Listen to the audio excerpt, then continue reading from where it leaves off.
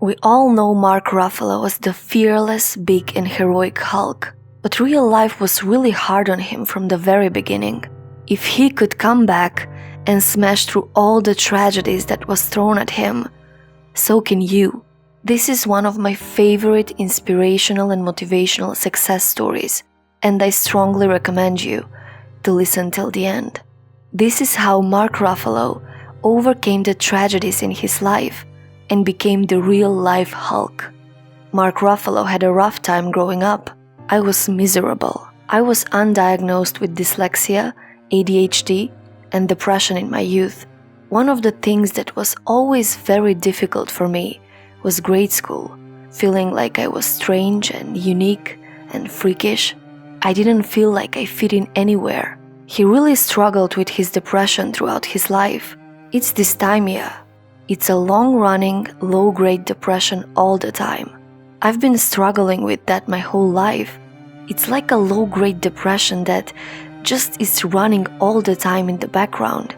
He has an advice for the people struggling with the same problems. I would say to my older self now and to my younger self then that there is help and there are ways to deal with it and to manage it and to overcome it. After his family went bankrupt, he moved to a small apartment in LA. He began taking acting lessons and co-founded the Orpheus Theater Company.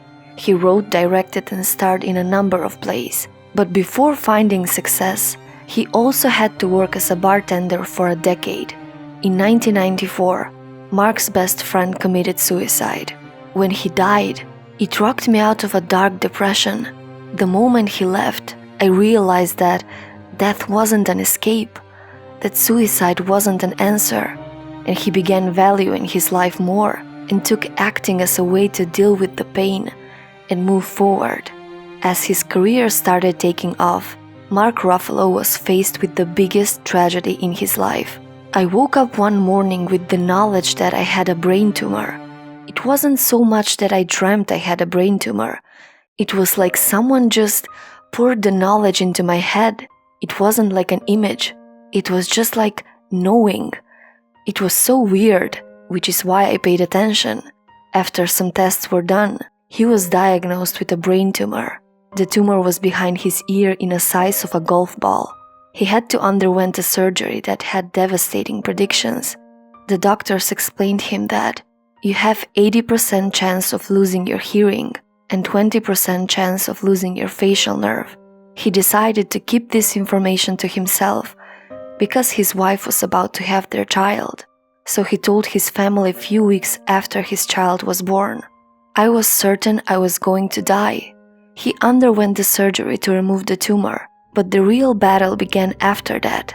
For 10 long months, Mark Ruffalo had paralyzed facial nerves. He was unable to move the left side of his face and shut his left eye. He also had difficulties maintaining his balance. He asked God, "Please do not take my face, and please do not take my life." His mantra during his recovery was, "Keep moving." And he did. He never gave up. He was constantly and religiously trying to move his face every day, even though he couldn't at first. And he walked for miles, trying to regain his balance as well.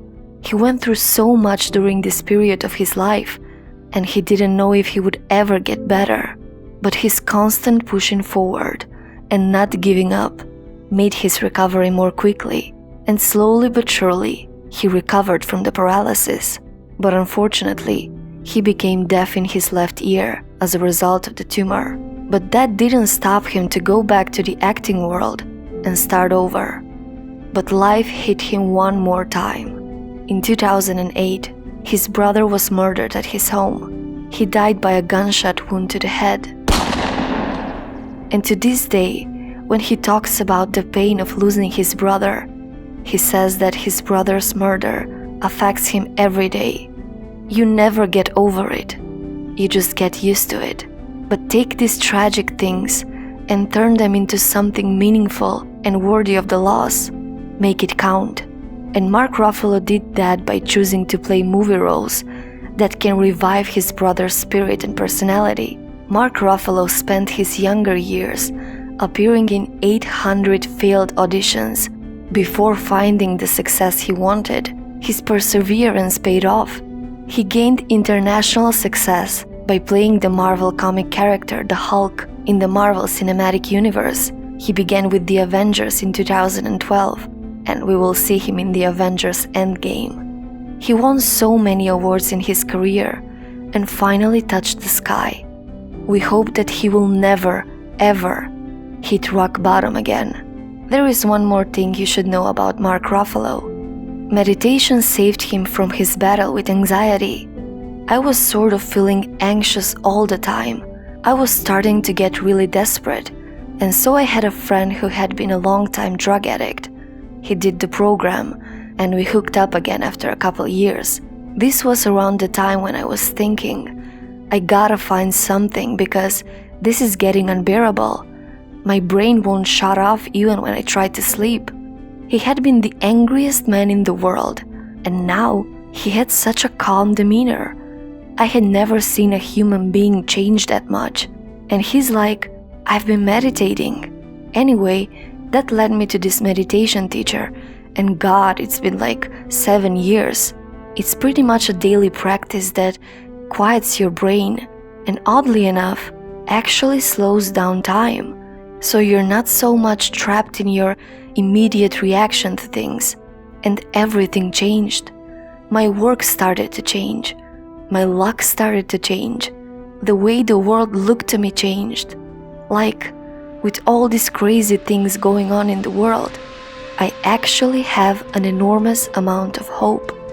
I think the success story of Mark Ruffalo is one of the biggest inspirations that exists. Many people would have given up after the first obstacle or tragedy in their life, but not Mark Ruffalo. All those tragedies he had to overcome made him appreciate life on a deeper level and made him fight for what he really wanted to do. When life hit him hard and smashed him on the ground, he slowly but surely stood up and fought back. Even through so much tragedies in his life, he found strength, optimism, and hope to chase his dream and never give up.